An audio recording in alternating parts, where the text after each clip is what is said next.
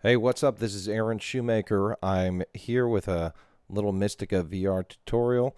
I posted a short showing what everything looks like in the headset when you're using the headset preview. I just wanted to go through and kind of show everything in a little longer form. I've got my Oculus headset hooked up and I'm casting. You can see that in the lower left hand window. And I can go ahead and put this down and take a look around here. And right now, the scene is static. You don't have to press the play button in order to see the scene, but I will go ahead and press the play button anyways. And you can see the black here because it is casting. It's working over Wi-Fi. It takes a little bit to render. Now, as an end product thing, this is not what you're looking for, but when you are putting things together, it's great for checking your stitches. It's great for checking uh, how your parallax is working. I can see it. I've got a little issue with the camera over here that I probably need to work on the parallax. And what's really nice is you can hit stop and you can start adjusting things, and it will adjust things within your clip as well. I haven't used this as a full-on working from raw. This is something I've already stitched a little bit with some cyan and red glasses for the anaglyph effect. That's what I was using, and this is what I'm going to start going to. So now, one of the things to show you here is if you look at the code for this, what it's spitting out. Here, let me pop this up in my window. So we can look at the code here. It's actually spitting out a JSON file, and that JSON file is saying that we have a stereo image. We are mapping to a sphere. Oh, let me show that again. We're mapping to a sphere, and that it's coming out top to bottom.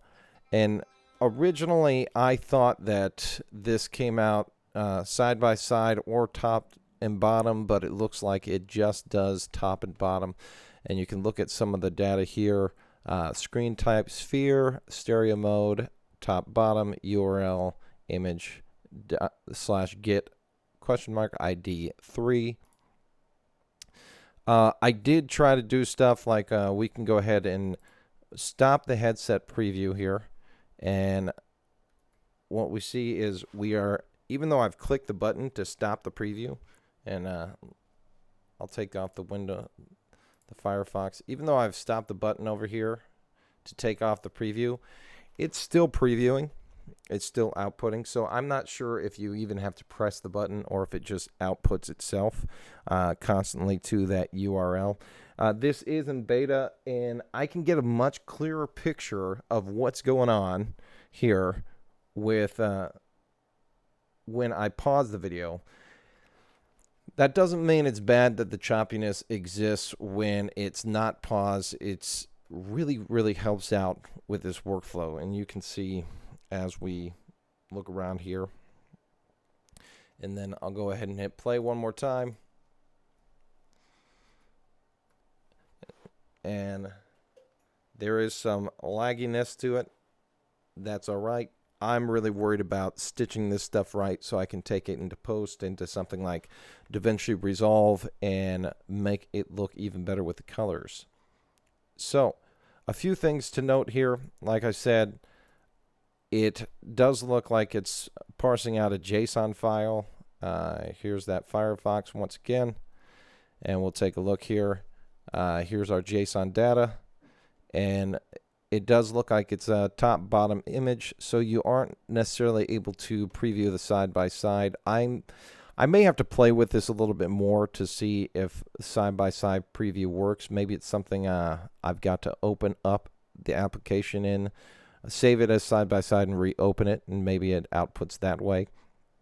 But the really cool thing is I can go in and real time I can adjust. So we'll just take off optical flow here. We'll take a look around. Hit play.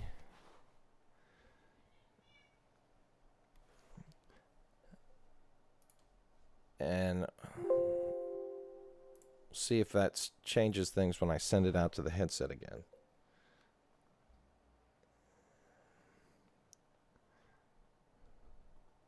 So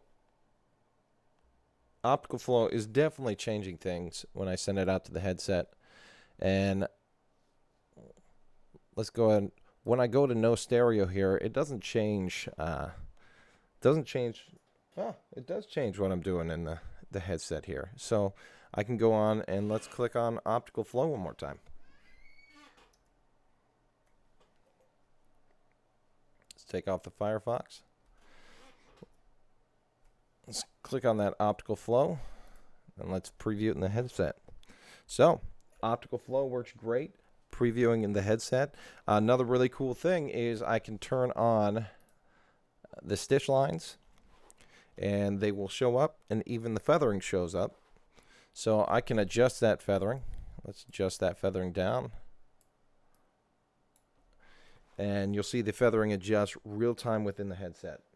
Very, very cool. I really like this functionality.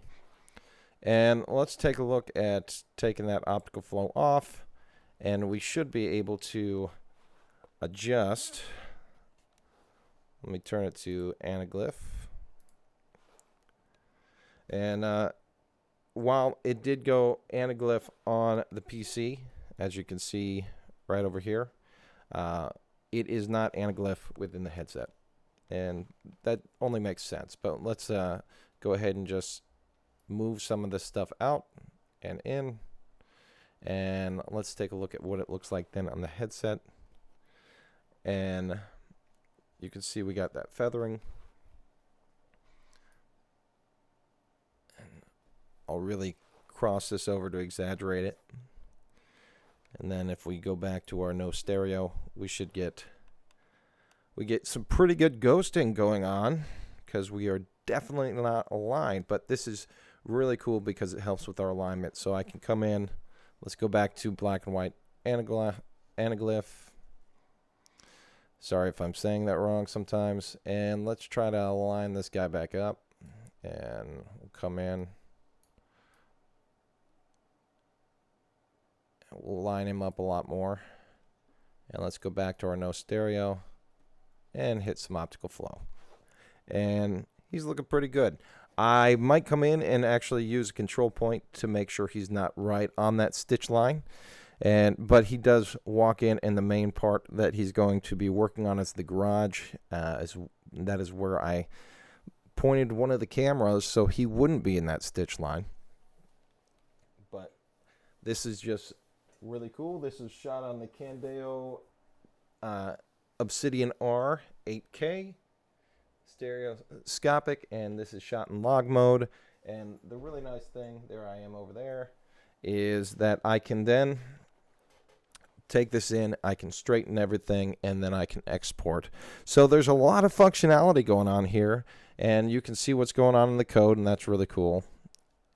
And the only other thing, I think you can, pretty much everything that you can do in here will affect. The only thing that doesn't affect is side by side. I'm not sure if from the JSON code, it doesn't look like it's saying side by side. It looks like it's exporting top bottom. Now, I've yet to try this with a monoscopic video to see what the JSON says. I will be looking at that in the future. I'm working on this project here. I'm working on is going to be going into 3D Vista. And it's going to be a virtual tour / experience. And this is one of the hotspots where you get to see a stereo 360 time lapse of this graffiti art that goes on. So please check it out. Check the description. You can click through to Mistika VR. I should have something up in the video itself. You can go ahead and click and check out Mistika VR if you're getting into VR development. This is a really, really cool thing. And I look forward to talking to you more in the future. Have a great day.